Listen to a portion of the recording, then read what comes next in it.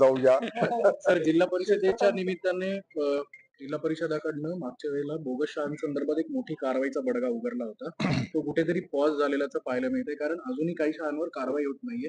अशा शाळांवर आपण पुन्हा एकदा नव्याने कारवाईला सुरुवात करतोय. पुण्यात तशा शाळा भरपूर जास्त आहेत जिल्ह्यात. म्हणजे बोगस शाळा, बनावट प्रमाणपत्र कागद वापरून तयार केलेल्या शाळा.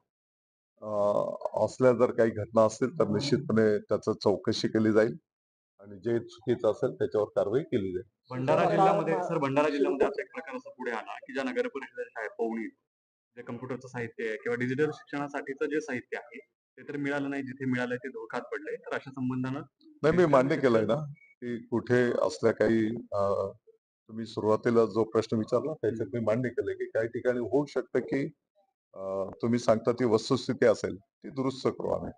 शिक्षकांना शिरत्वाच्या पदावर उतरावं लागलेलं वगैरे नाही. काही कार्यपद्धती विहित असते. आता शिरसाट महोदयांना मंत्रिपदाची जबाबदारी देणार नाही तर साहजिक आहे नियमाप्रमाणे मग आधी तर ते पद रद्द होत आहे.